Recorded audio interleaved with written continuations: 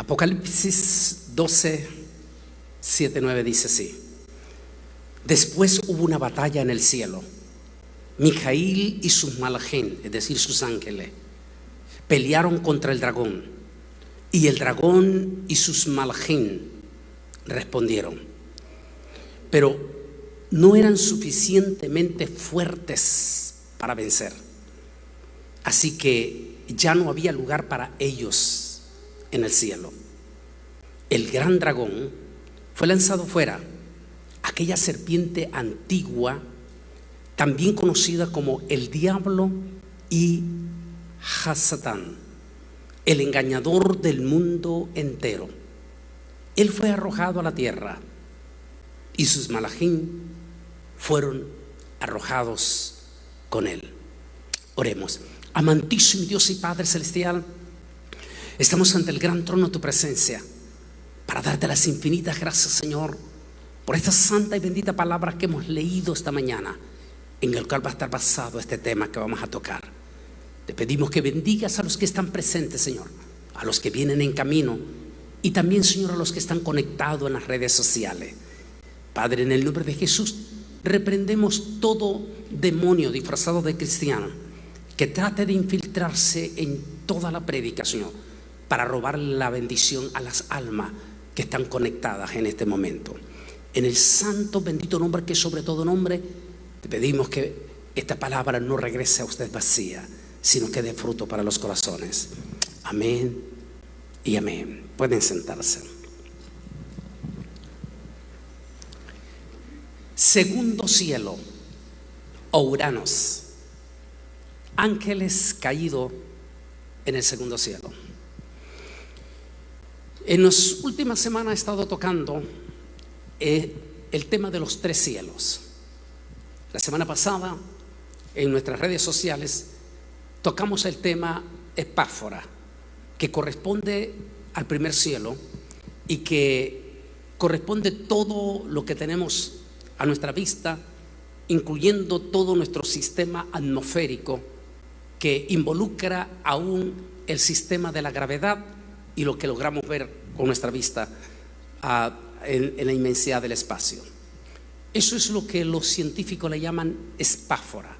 Esa es la primera parte de los tres cielos.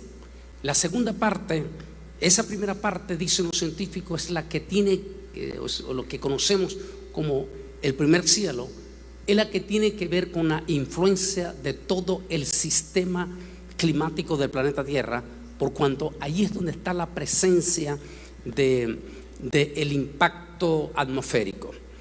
El segundo que se menciona en la Biblia de esos tres cielos corresponde al segundo cielo.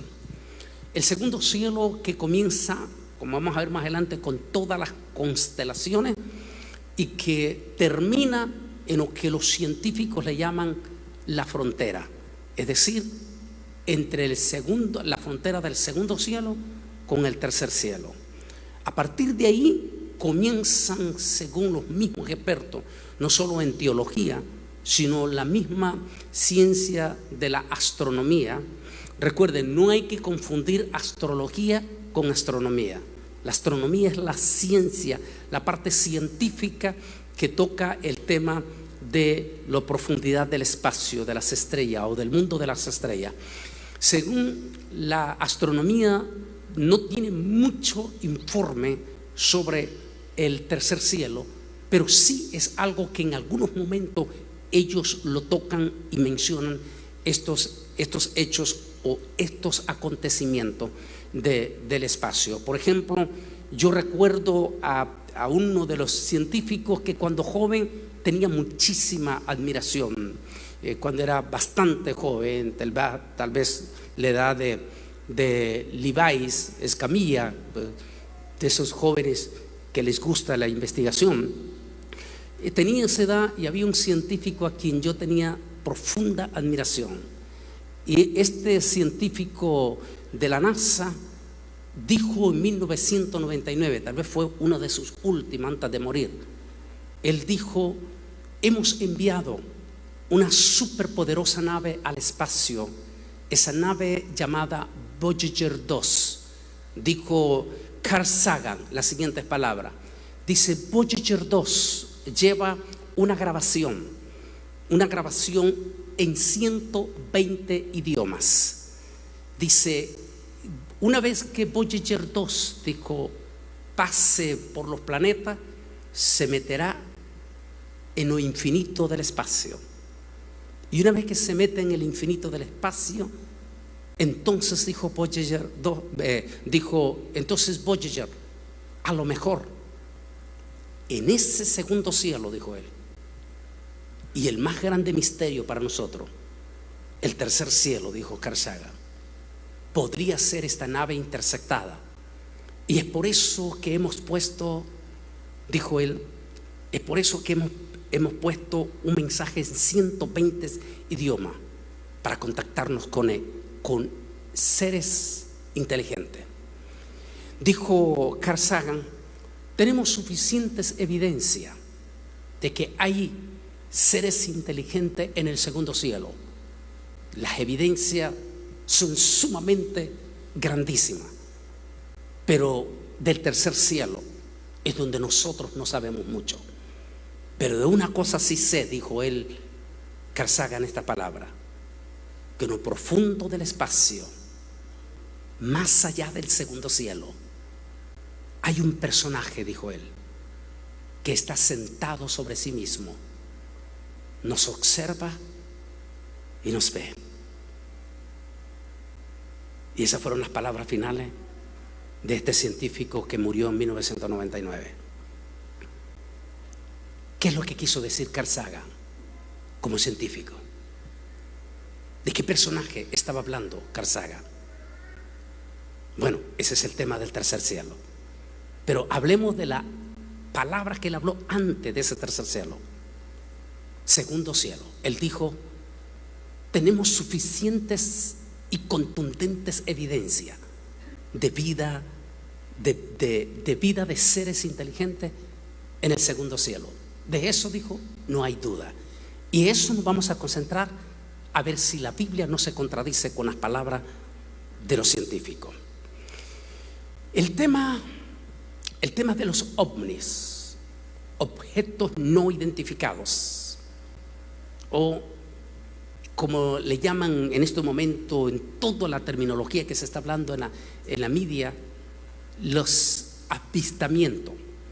Dicen los expertos que a lo largo de toda la historia humana, o sea, hay evidencias, escritos antiguos, tanto en el libro sagrado de la Biblia, como de los libros antiguos del otro mundo, de las civilizaciones.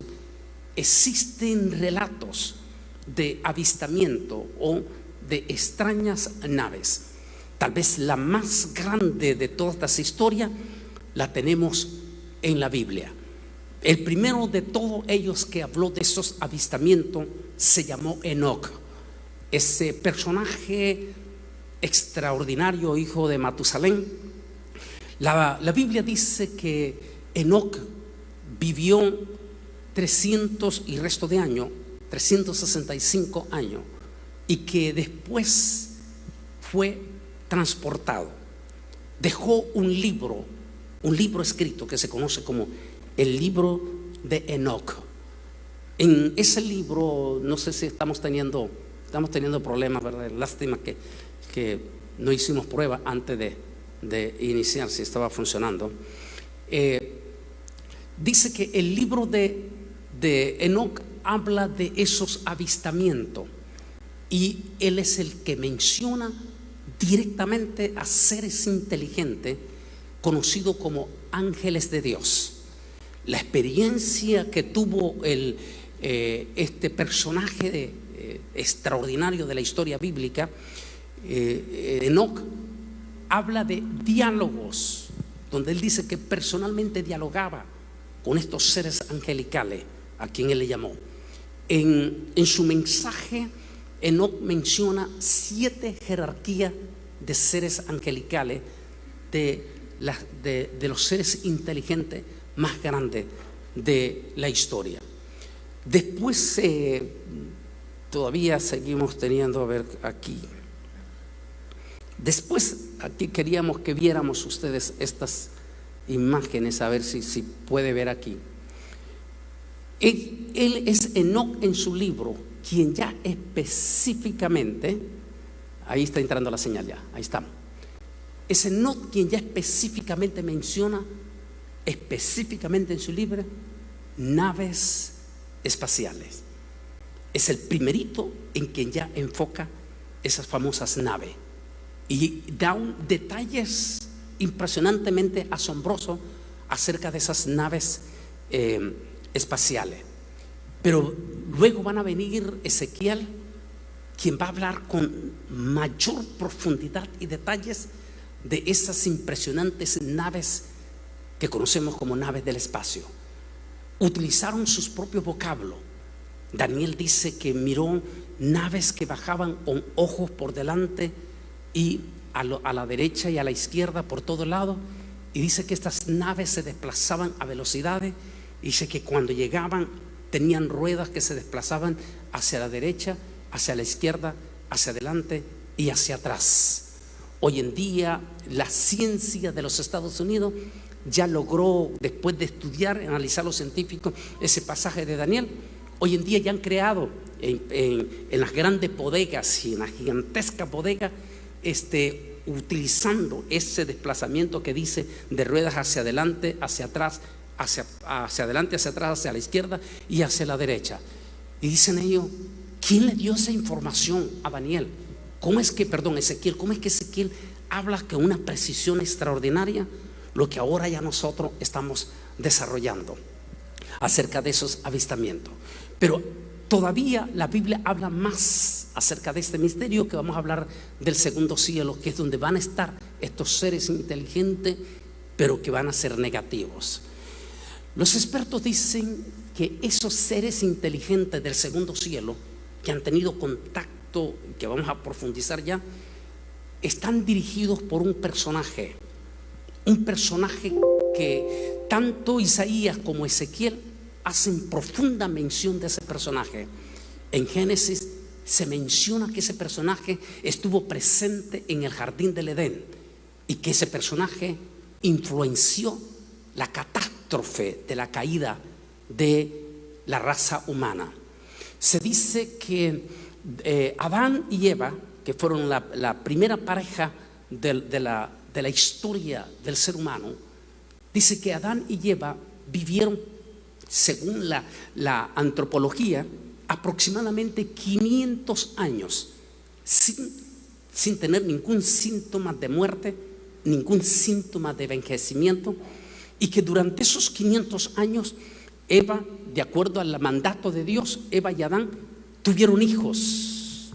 Imagínense usted la enorme cantidad de hijos que pudieron haberse dado en ese periodo de 500 años sin ninguna influencia de muerte o de eternidad o de envejecimiento. Pero que de alguna manera ese personaje que los visitaba a ellos, es decir, en la ley permisiva, es decir, tal como lo toco en el capítulo 12 en nuestro libro, en la ley permisiva, ese personaje tenía permiso de acceder al jardín del Edén. Había un árbol que se conoce como el árbol de la ciencia del bien y del mal. Y dice la historia que posiblemente Adán se acercaba posiblemente a saber cuánto tiempo y a saber cuántas horas tal vez en el día. Recuerde, en aquel entonces para Adán no existía el tiempo, no había el tiempo, estaba en eternidad, no estaba en apuro como estamos nosotros en apuros hoy en día con el tiempo y con el reloj. Para él no existía el tiempo. ¿Cuánto tiempo pasaba Adán frente a ese árbol? Y la curiosidad de saber en qué consistía el secreto de ese árbol, de la ciencia, del bien y del mal. Y ese personaje místico empezó a observar que tanto Adán como Eva tenían profundas curiosidades en observar cada día ese árbol de la ciencia del bien y del mal. Así es que la serpiente, en una forma astuta, esa es la mejor palabra, astuta, comenzó a dialogar. Uno dice, bueno, si hubiera aterrorizado y espantado Eva y Adán si escuchaban hablar aquel animal que él utilizó para hablar. Hablemos con la más profunda sinceridad. Adán estaba viviendo en un periodo donde no existía el miedo, donde no existía el temor. Esa palabra miedo no la conocía. La palabra temor, eso no se conocía en él. Hoy en día nosotros tenemos algunos animalitos que hablan. Los enseñamos a hablar, como el perico. En Nicaragua le dicen la lora. Se le enseña a hablar y hablan. De manera que no era ningún extraño que uno de los animales que posiblemente tenía mayor cercanía con Adán y Eva, la historia dice que en esa época y todavía hoy en día se registran casos de ese animal con un colorido precioso, y que en alguna manera ese animal en aquel momento que ni siquiera se arrastraba, de alguna manera algo solo Dios sabe en ese cambio abrupto que se dio después, de alguna manera ese animalito caminaba derecho. No dice la Biblia que se arrastraba. Ese animalito tenía la fragilidad de presentarse e inclusive de camuflarse dentro del mismo árbol. Ese personaje utilizó a ese animalito. Como él es un personaje espiritual y lo espiritual, el espíritu puede penetrar donde él quiera. Así es que ese personaje se metió dentro de ese animalito que él sabía que tenía profunda influencia con Adán y Eva. Y ese es el primer contacto que se da.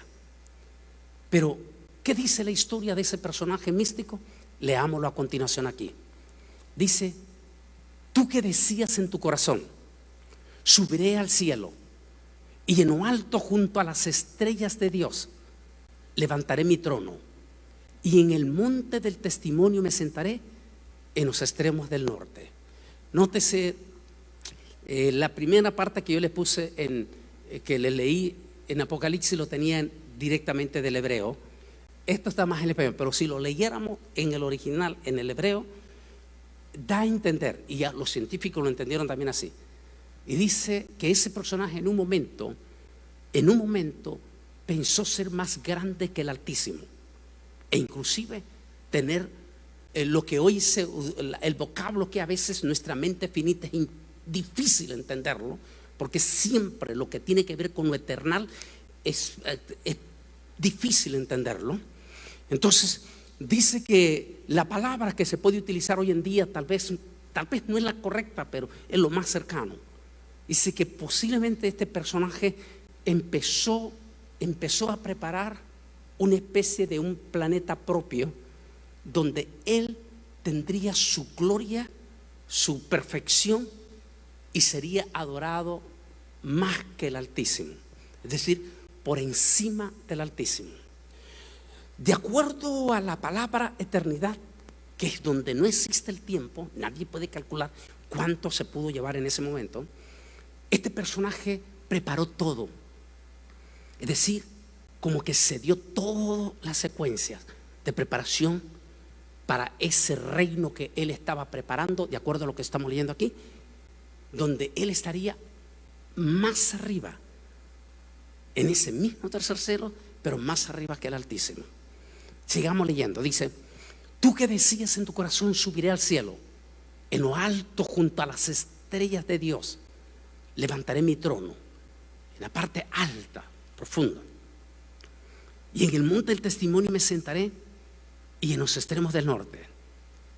Es decir, posiblemente esto es difícil entender otra vez, digamos, en nuestra mente finita, excepto cuando vemos a los egipcios, que vamos a hablar de eso, a los mayas, a los hindú, a los mongolos, a los chinos, a los vietnamitas y por supuesto el mundo de la brujería, siempre están mirando la famosa estrella del norte.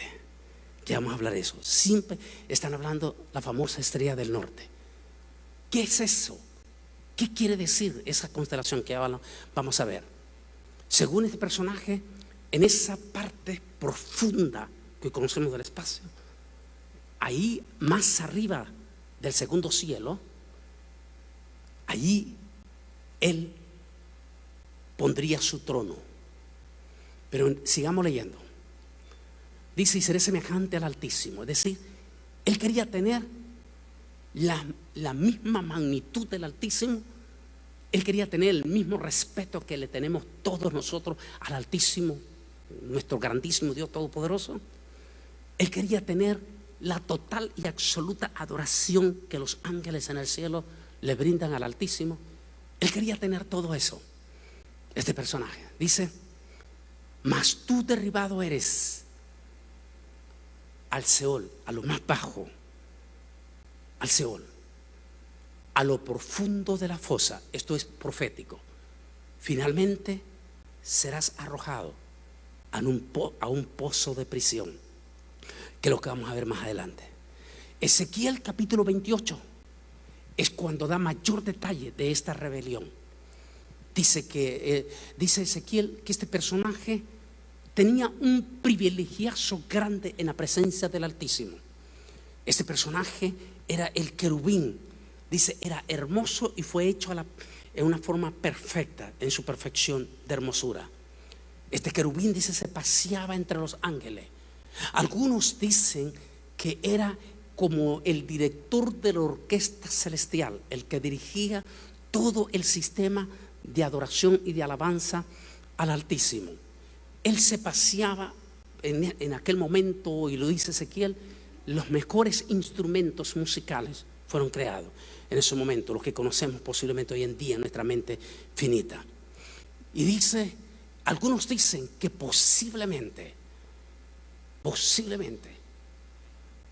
cuando él miraba la atención, Daniel es el que mejor nos explica de eso. Daniel habla que ante el anciano de día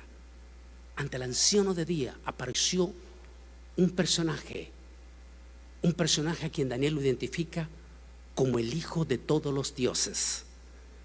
Dice Daniel que las miriadas de seres angelicales se postraban para adorar a ese personaje que le llamaban el hijo de todos los dioses. Eso es lo que hoy conocemos nosotros como Yeshua, Jesús el Nazareno, el nazarino en hebreo. Dicen los historiadores más profundo en historia que Satán no soportaba que la atención no fuera totalmente para él después del Altísimo, sino que fuera para ese majestuoso personaje. Es por eso que cuando Jesús se hizo carne, es lo que dicen todos los escritores.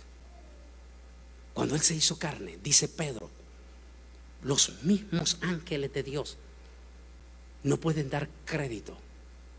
Y ellos mismos anhelan, porque ellos sabían quién era Jesús. El salmista lo dice de la siguiente manera: ¿qué es el hombre para que tengas memoria de él? Le has hecho un poco menor que los ángeles.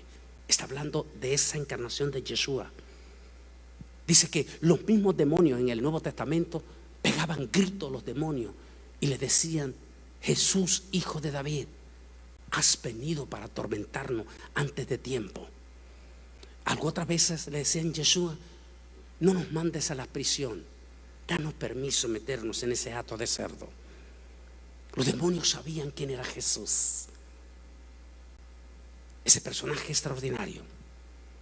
La historia dice que Satán posiblemente sintió lo que nosotros llamamos celo de que la atención no viniese después del Altísimo hacia él, sino que viniese a esa segunda persona.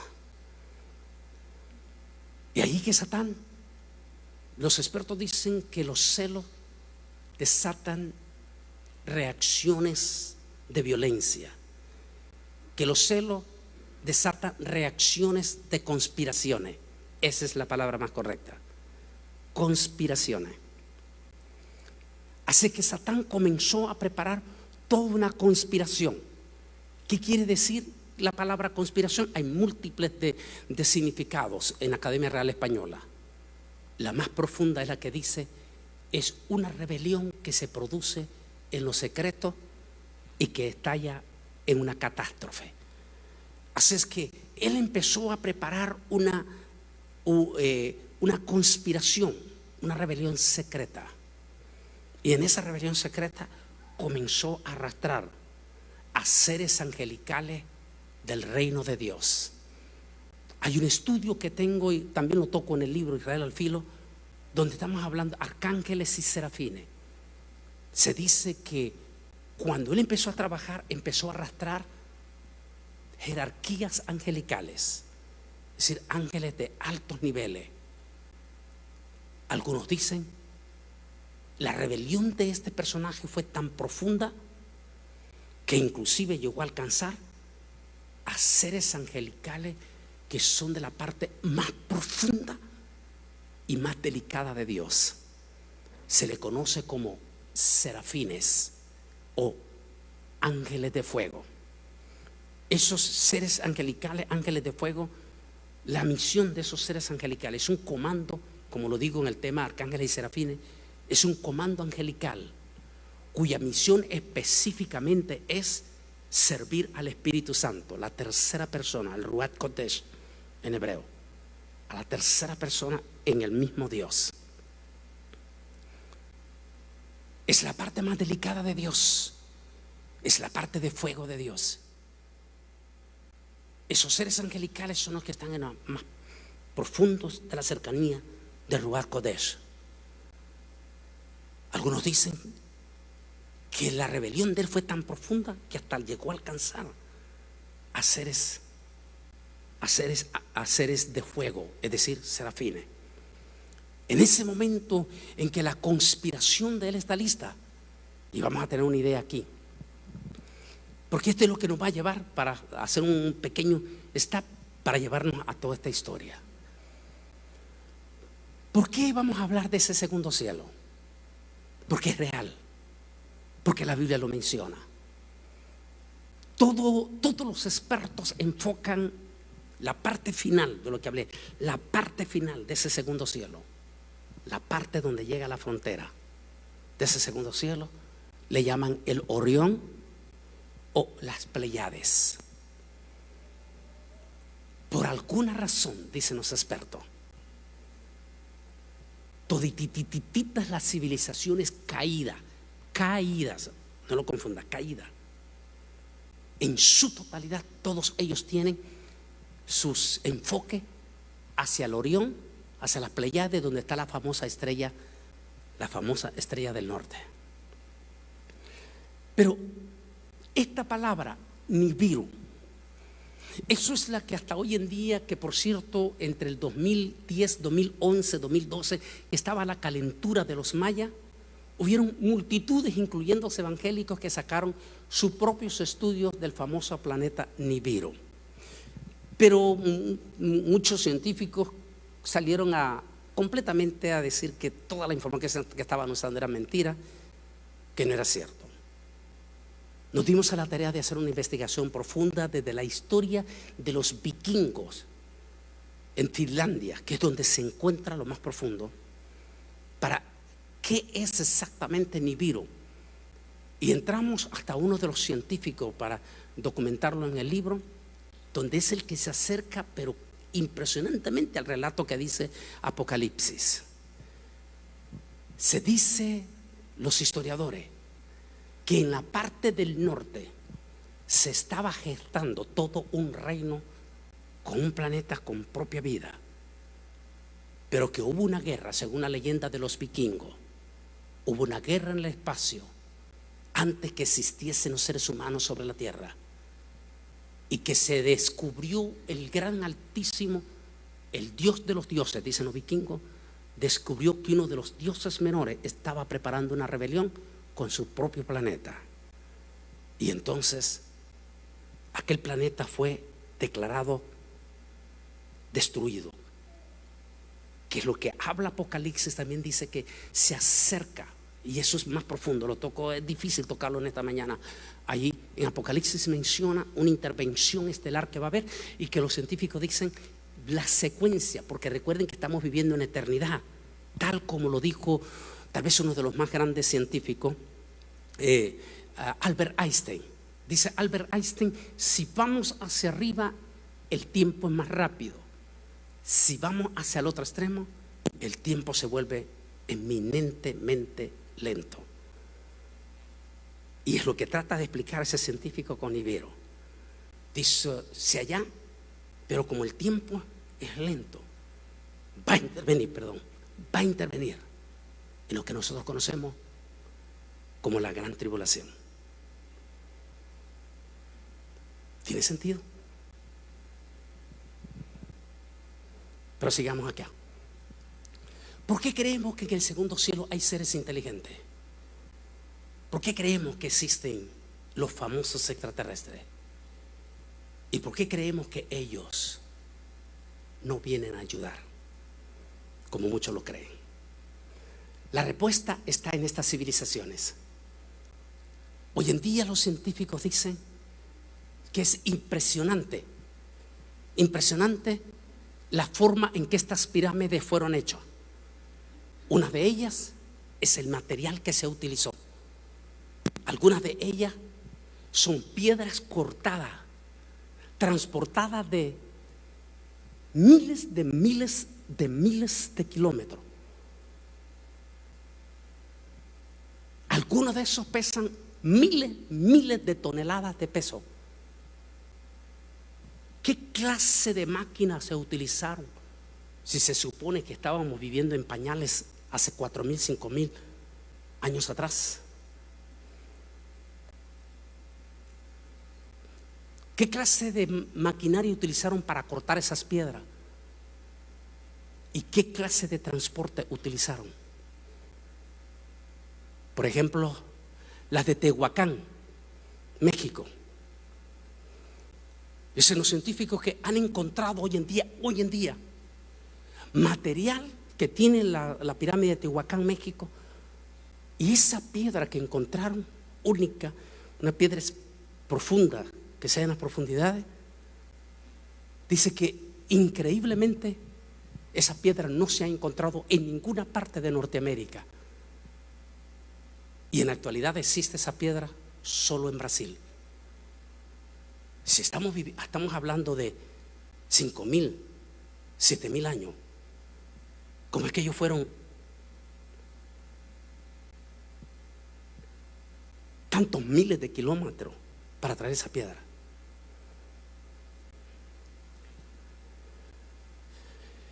La otra que impresiona a los científicos es que todas estas, aquí estamos viendo las egipcias, las famosas 3 pirámides, impresionante. Estamos viendo las de los mongolos, estamos viendo la de México y estamos viendo la de otras partes de Australia. ¿Qué es lo que más sorprende a los científicos? Cuando se va en la nave internacional Alfa, y desde el internacional Alfa se ve, y se hace una medida, se ve que todititas estas pirámides fueron construidas no accidentalmente, sino que todas están hechas a una medida precisa que tiene que ver con esto, con las Pléyades o Orión. Toda la medición, los mayas, los incas, los egipcios, los mongolos, los chinos, los vietnamitas, los australianos, todas ellas con una medición perfecta hacia las Pléyades. ¿Quiénes dijo eso? Dicen ellos. Hay cosas que no tenemos respuesta. ¿Quién enseñó la matemática a los mayas? ¿Quién enseñó esa astronomía perfecta que cuando los indios, cuando los conquistadores llegaron con los jesuitas, en el periodo mismo en que el Vaticano enseñaba públicamente que la tierra era plana y que descansaba sobre 4 gigantescos elefantes, en el mismo periodo en que el Vaticano estaba juzgando al famoso científico Galileo, que decía que la tierra era redonda, llegan esos frailes o esos curas católicos, que son los que manejaban la ciencia en aquel momento, llegan con los conquistadores a México y encuentran en México una civilización que tenía su propia astronomía, que tenía un cálculo perfecto de los eclipses solares, de los eclipses lunares, que tenía un cálculo perfecto en una forma tan extraordinaria que ellos se quedan asustados. Es más, que contradecía lo que la Iglesia Católica estaba diciendo. Por eso es que dicen que ellos hicieron hasta lo imposible por desaparecer totalmente todo indicio de los mayas. Pero no vamos a discutir eso, sino que lo discutimos es quién le dio ese conocimiento a los mayas. ¿Quién le dio esa inteligencia a los mayas? ¿Quién le dio esa inteligencia a los egipcios? ¿Quién le dio esa inteligencia a los mongolos? ¿Quién le dio esos cálculos matemáticos a todos ellos? Todititos ellos hablan de contactos en el segundo cielo. Hablan de avistamiento. Hablan de nave. Hoy los ciencia dice, no lo podemos negar. El próximo 25 de junio se va a dar a conocer los secretos de parte del Departamento de Defensa. Pero a mí no me importa lo que dice la ciencia, sino lo que dice la Biblia. Apocalipsis capítulo 12 dice que esos seres que se rebelaron contra el Altísimo, en la rebelión que habla Ezequiel 28 y en la rebelión que habla Isaías capítulo 14, dice que esos seres fueron expulsados. Algunos fueron arrojados a los planetas no habitados. En aquel momento posiblemente estaba la tierra que no era habitada, lo que conocemos como la tierra. Otros fueron enviados a prisiones eternas, que son los serafines. Pero a otra parte de esa rebelión, en lo que se conoce como la ley permisiva de Dios, se les dio permiso de quedarse en el segundo cielo, en las Pleiades. Y en ese segundo cielo, que es el estrado del cielo, también se le permite hasta hoy en día tener acceso al líder que organizó esa rebelión, conocido en la Biblia, en Apocalipsis 12, como Hasatán, o la serpiente antigua, o Satanás el diablo. Job es el que mejor nos explica. Dice Job que un día vinieron todos los hijos de Dios, seres angelicales, y entre esos llegó Satán. Y la gran pregunta de todos los evangélicos es: ¿entonces Satán puede ir al tercer cielo? No, no puede llegar al tercer cielo porque él fue expulsado para siempre, pero sí tiene acceso al segundo cielo. ¿Y qué es el segundo cielo? Miremos aquí. Este es el altar. Digamos que este es el primer cielo y aquí abajo es el segundo cielo. Alguien puede llegar y puede verme aquí arriba, puede hablar conmigo, pero él no puede trepar arriba. Satán se le dio permiso de llegar al segundo cielo. Puede oír, puede ver. Es por eso que dice Daniel, cuando le dije el ángel Gabriel, que tratan de estorbar estos demonios, que ya vamos a llegar a la palabra demonio, tratan de estorbar cuando vienen las peticiones o las respuestas de Dios a los santos. Es decir, dice que entre los hijos, dice Job, vino Satán. Ya conoce usted toda la historia que menciona Job. Allí él no tiene acceso al tercer cielo, pero sí al segundo cielo. Puede oír y puede escuchar y puede ver en todo eso. Entonces, en esa ley permisiva, Dios le permite quedar en el segundo cielo. A partir del jardín del Edén y a partir de la caída de la raza humana, a partir de eso, Satán se le dio total permiso para seguir tratando con esa raza caída, la raza de Caín. Porque en el momento que Adán pecó, la muerte y la desgracia empezó a traspasar a todos los descendientes de Adán. Es por eso que dice Pablo que por un solo hombre entró el pecado al mundo y por un solo hombre entró la salvación al mundo, hablando de Yeshua Nazareno. A partir de aquel momento, estos seres del segundo cielo empezaron a tener contacto con esas razas caídas. Y es probable que les dieron conocimiento. No seamos ingenuos. Claro que sí, pero ¿a cambio de qué? Aquí es donde yo quiero llegar. Hay un dicho en Nicaragua que dice: el diablo nunca da nada a cambio de nada. Es decir, nunca te va a dar algo si no te va a pedir algo. Y eso algo que te va a pedir tiene que ver con tu alma, tiene que ver con tu eternidad, tiene que ver con tu futuro y tiene que ver con tu descendencia.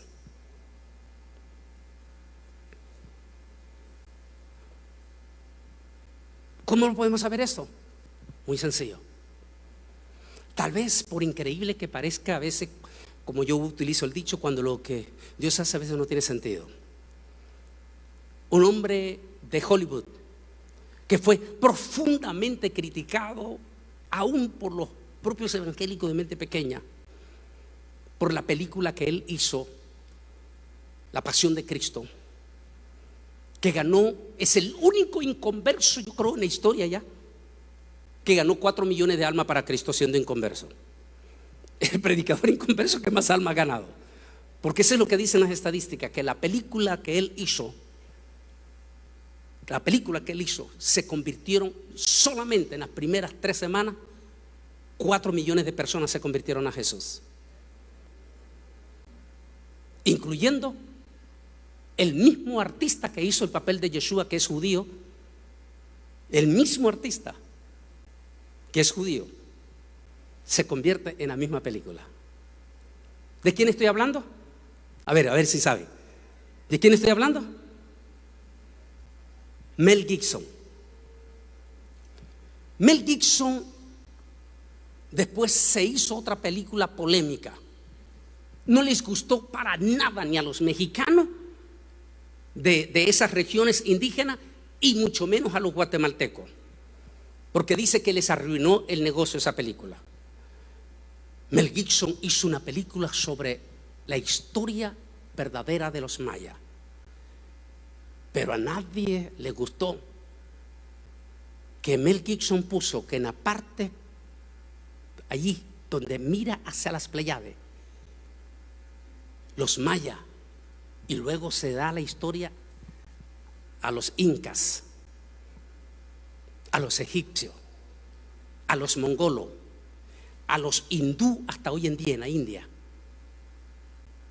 el sacrificio de vírgenes. Cuando Mel Gibson hace la película, muestra miriadas de niños sacrificados en las pirámides de los mayas, de los aztecas. Miriadas de muchachitas vírgenes que eran sacrificadas en esas pirámides. Miriadas de héroes, de hombres héroes que eran sacrificados y dedicados a los dioses del segundo cielo, o lo que nosotros conocemos como a los demonios del segundo cielo. Nótese que toda la inteligencia que recibieron estas civilizaciones, toditititas ellas, recibieron conocimiento, pero a cambio de sangre, a cambio de alma y a cambio de sometimiento y de adoración a esos dioses a quienes nosotros conocemos como idolatría. ¿Dónde podemos conocer esto? Cuando el Señor el Altísimo le dice al pueblo de Israel en el Sinaí, y le dice: escucha, Israel, yo soy vuestro Dios, el Shema, yo soy vuestro Dios y fuera de mí no existe otro Dios. Pero nótese lo que dice: por tanto no te inclinarás a ninguna imagen, así fuese un ángel. ¿Por qué está hablando él? Por los ángeles que fueron expulsados. Así fueran ángeles, le dijo el Señor, así fueran ángeles, porque está hablando de esos ángeles que fueron expulsados. O alguien, o ser humano, o sea, un superhéroe ser humano. Cualquier de ellos, le dijo el Señor, no te inclinarás a ellos, no te arrodillarás a ellos, no los adorarás, porque yo soy tu Dios fuerte y celoso, y por eso expulsé a esos de ahí. Notes entonces que esos seres de allí han estado influenciando a nuestras sociedades del segundo cielo, pero a cambio de sangre, a cambio de idolatría, a cambio de rebelión. Me gustó la expresión de un científico en History Channel en el 2012, cuando él dijo: lo que sí estoy seguro, dijo, que estos seres del segundo cielo han dado conocimiento, pero a cambio de odio, rebelión y destrucción entre ellas mismas. Eso es exactamente lo que yo diría. Ese espíritu de odio, ese espíritu de destrucción, ese espíritu de crear armas supermortales, ¿para qué? Para matarnos entre nosotros mismos, para destruirnos entre nosotros mismos.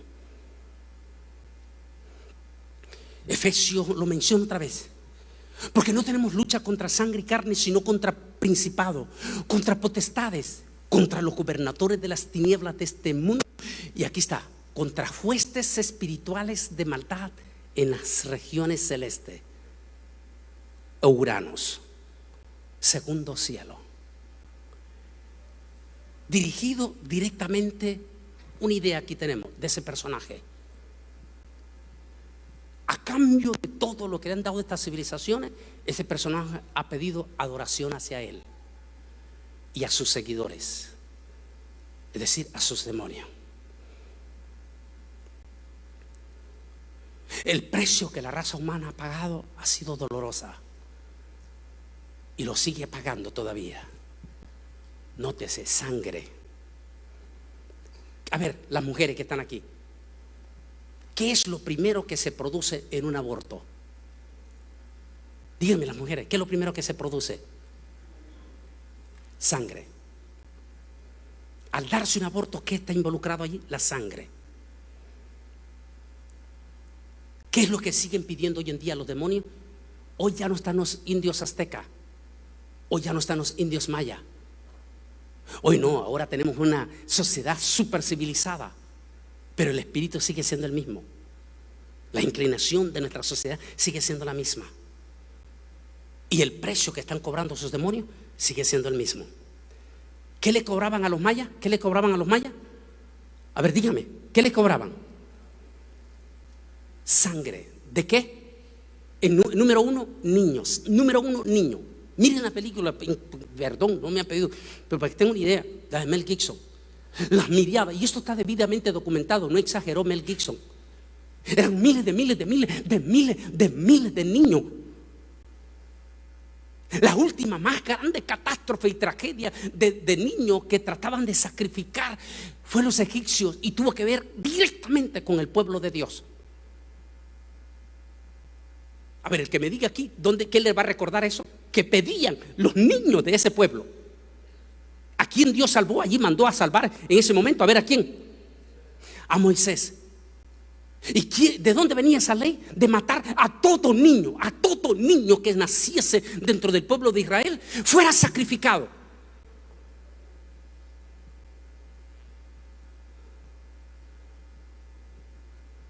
Tanto los egipcios, los mongolos, como los aztecas, como los aborígenes de Australia, dice que le arrancaban el corazón al niño vivo o a la niña viva. Le arrancaban el corazón todavía vivitos, así lo ponían y se lo arrancaban vivo. El corazón comenzaba a temblar todavía. Dígame, ¿qué es el aborto? Dígame, por favor, ¿cómo está el niño en el vientre de su madre? ¿Está vivo o está muerto?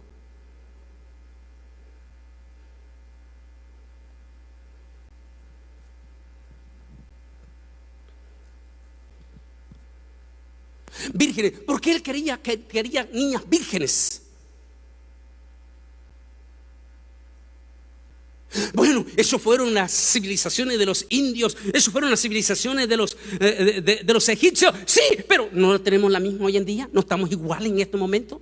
Es decir, hemos hecho una civilización, pero todavía el ser humano en su raza caída sigue adorando a esos demonios.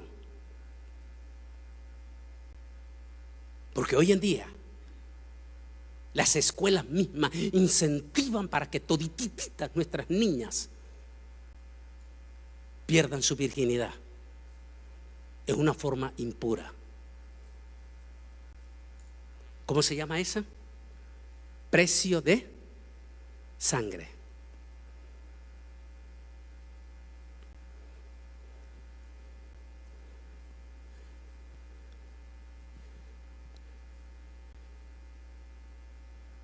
¿Por qué ellos siguen allí en el segundo cielo? Disculpe de nuevo, voy. Apocalipsis lo hablamos, Apocalipsis 12. En la ley permisiva. Esa ley permisiva está ya limitada en su tiempo. El tiempo del fin del mundo. Antes que se llegue el fin y por ende lo que los cristianos conocemos, la segunda venida de Jesús. Jesús dejó. ¿Por qué los 3 cielos? Si la Biblia habla de 7 cielos. Perdón, la historia del judaísmo y del islam hablan de 7 cielos. ¿Por qué el Nuevo Testamento se centra solo en los últimos 3 cielos? La respuesta, dicen los mismos científicos, es muy sencilla. Porque increíblemente los últimos 3 cielos corresponden a la relación de los seres humanos, el espacio que está habitado por seres de rebelión, y el tercer cielo donde está habitado por el Altísimo Dios Todopoderoso, que es el otro tema que vamos a tocar el día de mañana, pero en nuestras redes sociales. Entonces, cerca del arrebatamiento de la iglesia, en una parte profunda del espacio y en un pasaje que nos da misterio, dice Isaías: tú que querías pasearte entre las piedras preciosas, tú que querías hacer tu propio reino más arriba de Dios, serás expulsado a la parte segunda, segundo cielo, y entre las brasas del segundo cielo tendrás que pasar. Hoy los científicos dicen que estos impresionantes agujeros negros, que es el que conecta la frontera del segundo cielo, está compuesto por fuego profundamente inexplicable, que puede tragarse una estrella de 1000 veces más grande que el sol y consumirla. ¿Era acaso de eso lo que está hablando Isaías? Dice: tú que querías allá, más allá, serás relegado a esa parte hasta que el tiempo tuyo se termine. Ese tiempo, tal como lo leímos en Apocalipsis capítulo 12, se termina previo al arrebatamiento de la iglesia.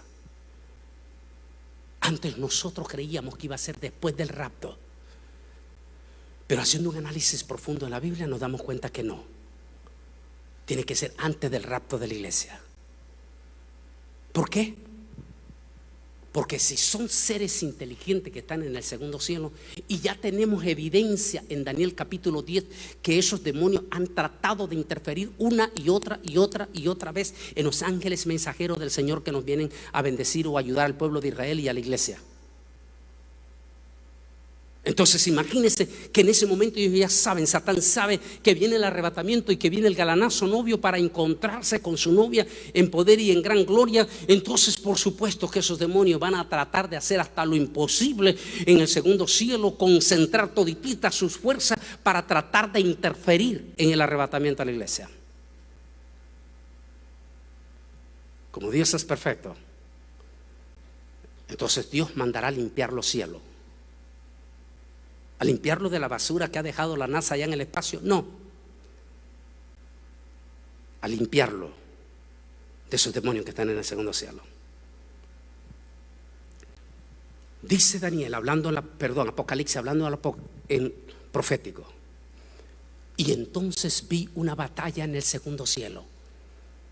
Miguel y sus ángeles, lo explico en profundidad en el tema arcángeles y serafines o en este libro. ¿Por qué Miguel? ¿Por qué es Miguel?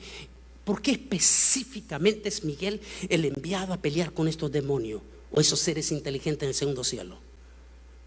La respuesta es muy sencilla. Todos los expertos dicen en teología que esos demonios del segundo cielo pertenecían antes de la rebelión al equipo, se conocen como ángeles guerreros, y pertenecían al equipo de Miguel. Miguel era su comandante en jefe de esos ángeles que hasta hoy en día lo sigue siendo ángeles guerreros. Al rebelarse y de ser echado fuera de ellos, esos, ¿quién conoce mejor a esos demonios? ¿Quién los conoce mejor? Su comandante. Como Miguel fueron miembros de Miguel, así es que Miguel sabe cómo expulsarlo y Miguel sabe cómo vencerlos. ¿Se acuerdas que leímos? ¿Qué tal si lo volvemos a leer? No lo vieron al comienzo. ¿Qué tal si lo volvemos a leer? Déjenme ponérselo de nuevo aquí. Dice aquí: después hubo una batalla en el cielo. Mijaíl y su malajín pelearon contra el dragón, y el dragón y su malajín respondieron, pero no eran suficientemente fuertes para vencer. Así que ya no hubo más lugar para ellos en el cielo, segundo cielo. Y el gran dragón fue lanzado fuera, aquella serpiente antigua también conocida como Diablo y Hasatán, el engañador del mundo entero, fue arrojado a la tierra, y sus malajín, su ejército, también fue arrojado con ellos a la tierra. Nótese, fueron arrojados. Es decir, ya no habrá más espacio para ellos.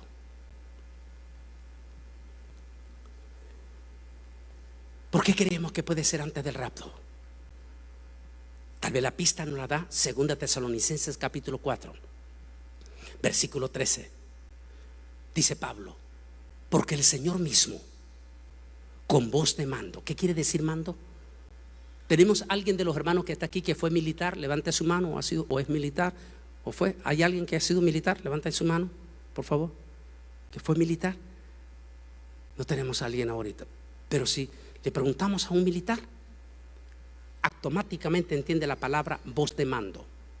Quiere decir que viene con un comando militar en el sentido espiritual. Dice Pablo: porque el Señor mismo, con voz de mando, nótese, con trompeta de Dios, con voz de arcángel. ¿Por qué menciona voz de arcángel? ¿Es posible que delante viene Miguel y su comando para limpiar todos los cielos de esa basura del segundo cielo y dejar el terreno libre para el encuentro más glorioso del galanazo novio con su novia arrebatada en el segundo cielo? Y si eso es así, y si el arrebatamiento está cerca, entonces esa batalla debe de estar a punto de dar inicio. Aunque algunos dicen, por la dimensión del tiempo, es probable que ya inició. ¿Podemos entenderlo mejor esto? Este día jueves, o el miércoles en la noche, un representante, un periodista de CNN entrevistó al astronauta mexicano Ezequiel Hernández y le preguntó a Ezequiel: allí donde estás en la nave, cuando estabas en la nave internacional, háblame, le dijo este periodista, háblame. Y le dijo él: allí, le dijo, donde cada 90 minutos de día y cada 90 minutos de noche. Allí, le dijo, donde uno no se cansa. Le dijo: ¿cómo es eso? Allí entendimos nosotros la eternidad de los ángeles. Donde uno se cansa, dijo Ezequiel, estamos hablando esta semana, dijo Ezequiel Hernández: puedes estar trabajando 23 horas consecutivas y no sientes ni un solo cansancio, dijo, porque allí no existe la gravedad.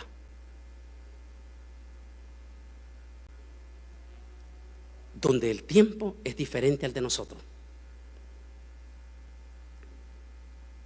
28 de agosto del 2010, el supertelescopio Hubble, Houston, Texas, 2 de la mañana, empezó a comportarse completamente acelerado. Los científicos inmediatamente le pusieron ojos que va a dar lugar a ese documental de Discovery en el 2012. Empezó el supertelescopio Hubble a detectar rugidos impresionantes. Finalmente, en el documental de Discovery dice que ellos creen, disculpe por usar las propias palabras de él, dijo, ellos creen que entre el 2008, quizás 2010, comenzó una batalla. Disculpen, delante de Dios lo digo, dijo el científico, en la frontera entre el segundo cielo y tercer cielo. Creemos que comenzó una batalla. Y dijo, la prueba de ello es que desde el 2010 estamos siendo visitados por espíritus de odio que la humanidad no estaba acostumbrada todavía. Es como que espíritus, dijo el científico, es como que espíritus vivientes de ese segundo cielo están siendo arrojados a la tierra. Espíritus que nosotros no los conocíamos. Espíritus de odio profundo. Si hacemos una investigación, nos damos cuenta que desde 2010 para acá hasta este 21 estamos siendo objeto de un espíritu de odio nunca antes visto en los seres humanos. ¿Cómo es posible que en plena pandemia, mientras todos estábamos encerrados, aterrorizados y espantados por ese virus diabólico, en lugar de que toda la humanidad cayera de rodillas pidiendo perdón a Dios, a finales de mayo se desataron espíritus de violencia en los Estados Unidos? Un espíritu de odio que uno no puede entender. ¿Cómo es posible que en este momento en Colombia ya llevan más de un mes con espíritu de violencia horrible, espantoso, y un espíritu de odio que no hay entendimiento? Como ahorita hace unos días en Colombia mirábamos las imágenes, agarraron a estos policías. ¿Qué son los policías? Son colombianos, son ciudadanos como todos los colombianos, son padres, son papás, tienen hijos, tienen esposa. Y agarraron a un grupo y estaban echándole gasolina para quemarlos con tanto odio. ¿Qué clase de espíritus están operando? La propia iglesia evangélica ha sido terriblemente afectada en estos últimos 11 años, desde el 2010 para acá. Hemos sido afectados terriblemente con espíritus profundos de divisiones dentro de la misma iglesia, espíritus de odios profundos dentro de la misma iglesia. Las redes sociales, tenemos multitud de supuestos evangélicos con espíritus profundos de odios invadiendo nuestras propias redes sociales. Dicen palabras horribles, feas, y supuestamente son cristianos. ¿Es probable que esa expulsión ya inició? No tenemos la respuesta nosotros. Pero lo que sí sabemos es que sí estamos siendo testigos de un espíritu de odio nunca antes visto. Y por favor, hermana Escamilla, rápido allí con la Biblia, búsqueme el versículo 12, Apocalipsis 12, versículo 11 y 12. Y me lo va a repetir en voz alta y yo se lo repito. Y busquen ustedes allá, Apocalipsis capítulo 12, versículo 11 y 12. Nótese, me lo va a decir en voz alta y yo se lo repito. Dígamelo, dígame, sí, repítamelo usted en voz alta, allí sentadita puede hacerlo. Diga. Apocalipsis 12, versículo 11 y 12.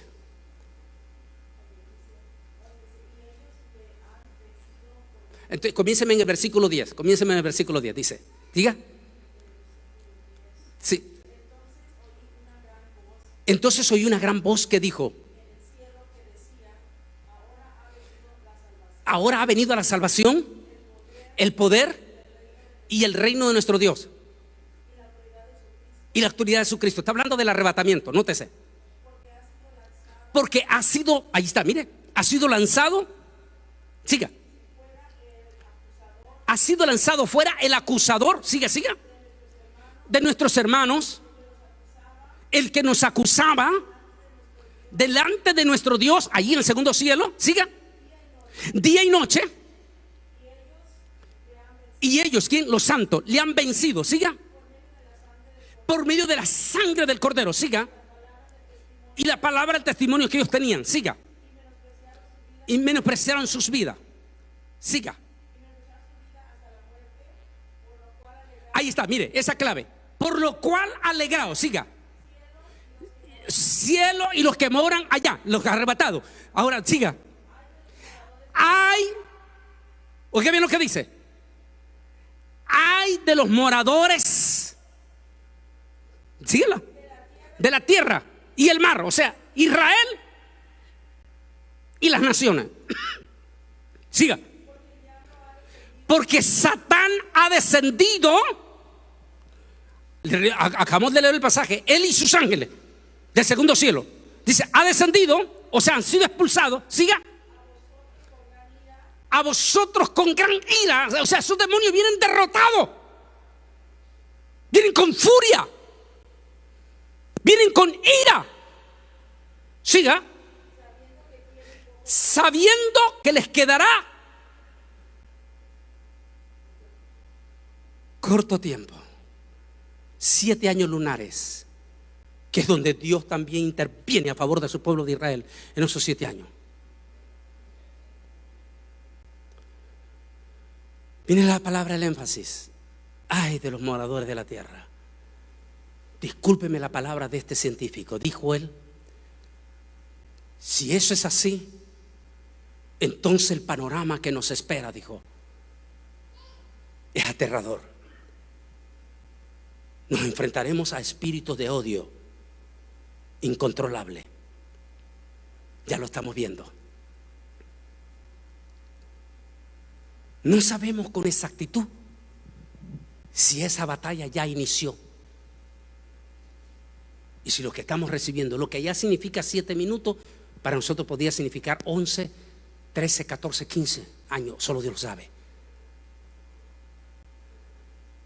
Pero si eso es así, y agarrando las palabras de Ezequiel Hernández allí en la nave internacional Alfa, entonces el arrebatamiento de la iglesia está muy cerca.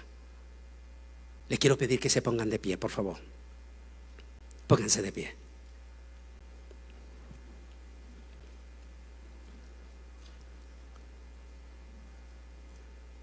Entonces el arrebatamiento de la iglesia está a la puerta.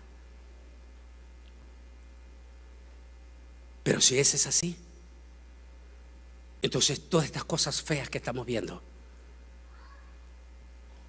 el aborto se ha duplicado, triplicado y cuadriplicado, y ahora se ha vuelto ley.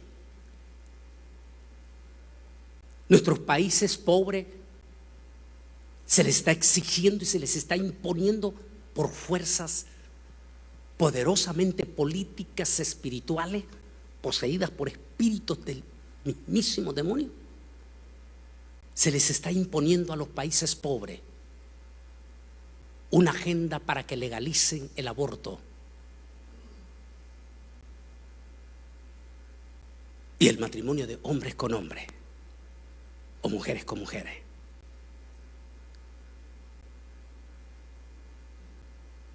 ¿Quién está detrás de esa rebelión?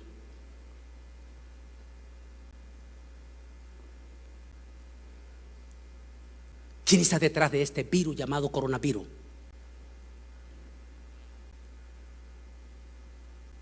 ¿No es cierto que el mundo nos ha cambiado del 2010 para acá? ¿Cómo estamos ahorita cambiados? El mundo cambió. Ahora entiende la palabra de este científico que dice, si esto es cierto, entonces el futuro, dijo él en el 2012, que nos espera cercano, va a ser tenebroso. Si lo que nosotros en este momento estamos viendo es feo, es muy feo, ¿cómo será después del arrebatamiento de la iglesia?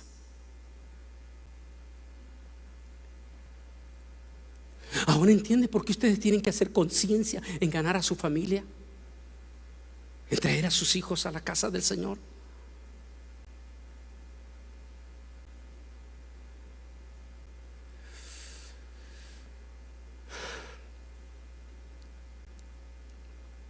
Ahora entienden por qué necesitan. El tema que esta tarde quiero tocar en profundo pero precioso, sobre ese pueblo que está muriendo de hambre y esos dos leprosos que intervienen. Y esas aves que están mencionadas y que los ven ustedes montones de veces aquí en el valle y no saben ustedes el secreto que esas aves preciosas tienen una enseñanza también en la Biblia, que es lo que vamos a hablar esta tarde, y donde el énfasis es: te urge buscar una iglesia, pero una iglesia que predique la palabra, que haya palabra, que haya orden y que haya respeto a Dios. Que a ti te gusta una iglesia donde el pastor se pone con pantalones rotos, blue jean. Lo vamos a ver esta tarde, lo que pasó con el presidente de El Salvador, que quiso visitar la Casa Blanca con sus pantalones bien apretadillos y sus camisas bien apretadillas. Y como el presidente Donald Trump le dijo: este no es un show, esta es la Casa Blanca. Y no lo recibió. Porque, como le decía el periodista Humberto García, todo tiene un protocolo y eso involucra lo espiritual. En este momento de crisis contra la inminente venida de Cristo, necesitamos buscar una iglesia que tenga un protocolo de respeto a Dios, que aún sus muchachitos, sus músicos, Aarón, otro muchachito, su muchachita, suben con respeto al altar, porque todo tiene un protocolo aún de Dios. Por eso a mí me fascinan también las sinagogas, porque en la sinagoga judía hasta hoy en día se sigue ese protocolo de respeto a Dios.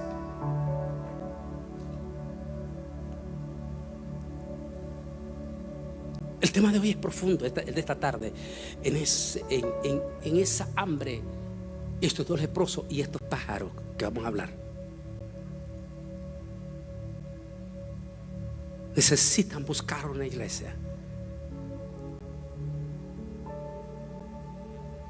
que les llene, que tengan palabra. Una iglesia donde puedas venir con tus jóvenes, con tus jovencitos, donde puedes recibir palabra, donde tus jóvenes también tienen una clase especial para ello.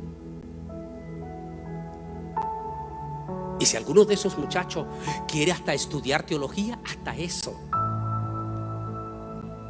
Es decir, urge que busquen una iglesia con todo respeto como la que estamos, pero que les llene, donde la honra y la gloria sea para el Altísimo. Ese tercer cielo que no solo voy a predicar en vivo, pero que sale mañana en las redes sociales, donde esas miriadas de seres angelicales preciosos se inclinan ante ese majestuoso que está sentado sobre el trono, a quien todititos los que estamos aquí anhelamos un día estar frente a Él y adorar al deseado de todas las naciones.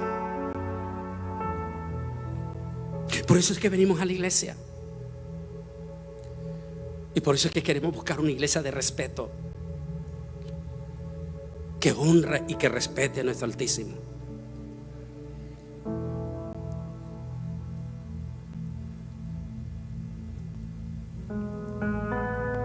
Es triste ver a la sociedad pidiéndole sabiduría a esos demonios que a cambio le piden sus almas.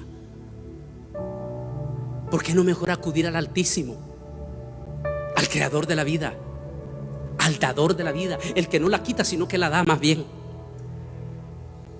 al que no pide sacrificios humanos? Los demonios piden sacrificios. Los mayas sacrificaban miles, los proabortistas siguen sacrificando miles de niños. Nuestro gran Dios no pide sacrificios humanos, solo pide que le entregues tu vida y que ya no tienes que pagar con sangre, porque Él donó a su precioso Hijo amado para que derramase su preciosa sangre en la cruz del Calvario, a fin de que toda la humanidad sea salva.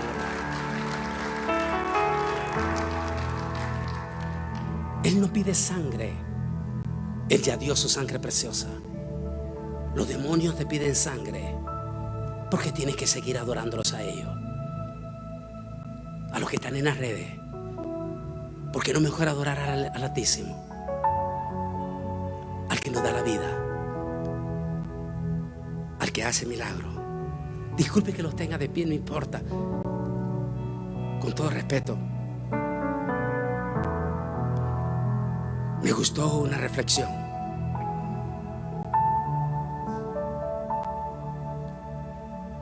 Dice que el matrimonio había tenido 4 hijos.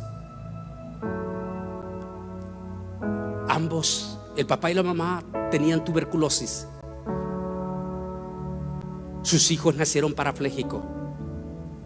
Sus 4 hijos eran parapléjicos y tenían tuberculosis. Ahora su esposa está embarazada del 5.º hijo. Las estadísticas de que ese hijo salga normal eran 0. ¿Recomendarían ustedes el aborto?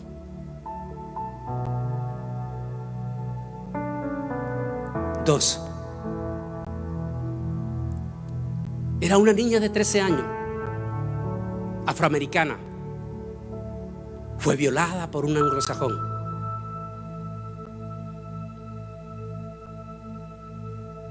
¿Hubieras recomendado el aborto de esa niña?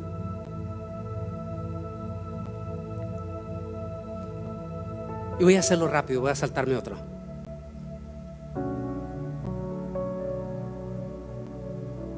Habían nacido 14 hijos. Estaban en la más grande miseria y pobreza. Y venía el 15.º hijo. El médico de aquella época le recomendó, ante la miseria y pobreza que estaban viviendo, abortar ese 15.º hijo. ¿Lo hubieras recomendado tú?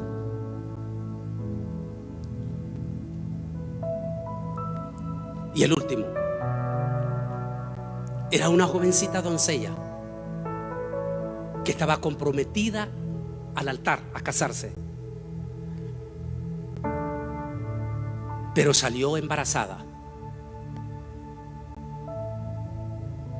Si tú hubieras sido el novio de esa joven a quien estaba embarazada, apareció embarazada antes de llegar al altar, ¿le hubieras recomendado el aborto? Las estadísticas dicen que en el primer caso, si hubiera recomendado el aborto, hubieran matado al más grande músico de la historia, a Beethoven. En el segundo caso, si hubiera la negrita afroamericana, si hubieras recomendado el aborto, hubieras matado a la primer negrita más famosa de la música de canto norteamericano, aún con influencias cristianas. En el tercer caso, si hubieras recomendado el aborto, en el 15.º hijo, hubieses matado al más grande predicador, y que si hoy estuviera vivo, estuviera dándole de garrotazos a los metodistas y a los presbiterianos. Su nombre fue John Wesley. Ese predicador pentecostal al estilo del hermano Escamilla, pegaba fuego cuando predicaba. Fue un tremendo escritor. Llegó a hablar 7 idiomas, entre ellos el hebreo y el griego. Se le conoce como el padre de los metodistas y el padre de los presbiterianos. Y el último, si hubiese recomendado el aborto con la joven, hubieses matado al Señor Jesucristo. Porque conoce la historia de María, Miriam en hebreo. ¿No es eso lo que siguen pidiendo los demonios hoy en día? Sangre, sacrificios de niños, aborto. En cambio, Dios te pide que le des tu corazón y Él te da vida. Solo que entregues tu vida a Él en señal de adoración.